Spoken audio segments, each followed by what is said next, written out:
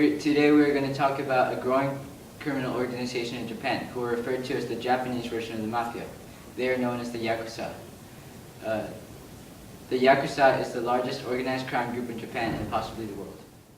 The Yakuza are one of the oldest organized crime groups, with their origins dating back to the 17th century. The exact origin of the Yakuza is still being debated. Everybody who's in the outside of the group believed them to be descended from the Kawakimono, which means crazy ones. They were samurai who served the samurai shogun, but when they were no longer needed, went rogue. However, people inside the group, the Yakuza, claim they were descended from the Makiyoko, who protected the villagers from outside threats, much like the English Robin Hood. Because they are such an old organization, the Yakuza have developed many traditions and customs. One tradition that stands out is when one cuts off a finger to apologize. When a member of the Yakuza has felt that he has wronged his branch, he cuts off his finger, wraps it up, and presents it to the leader as an act of regret and apology. The leader then either accepts the finger or rejects it. If the leader rejects the finger, there will be severe consequences for the Yakuza member. It is because of this tradition that many of the Yakuza have missing fingers. They take part in many different types of crimes. Loan sharking is one of the many crimes that the Yakuza commit. Loan sharking is when a person or an organization charges interest above the legally established rate. The charge of interest can range up to 100% or over. If the person who borrowed the money does not return it in time, it will have severe and often fatal consequences.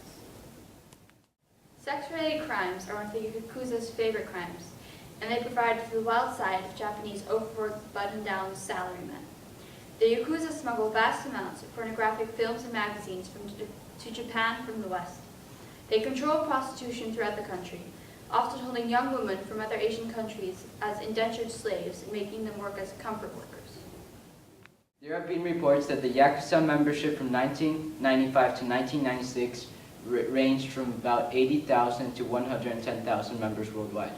There are even some reports that after World War II, there were more Yakuza members than members of the Japanese National Army. Since Japan's National Police Agency has been reluctant to release complete reports on the Yakuza, it is difficult to see if they are in a state of decline. Nevertheless, there are signs that the Yakuza's influence is diminishing.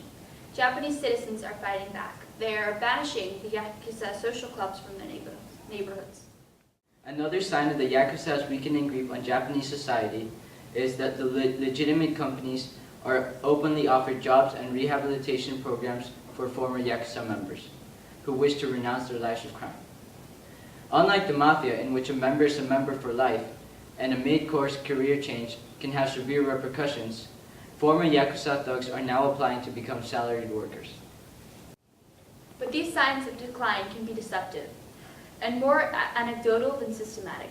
Yakuza membership remains huge, and their secretive nature may be serving them well, as they become more entrenched and harder to locate. For an organization so large, little is known or written about it. Today, they could be more active and more careful than ever, broadening their bases, infiltrating new territories, and working new scams.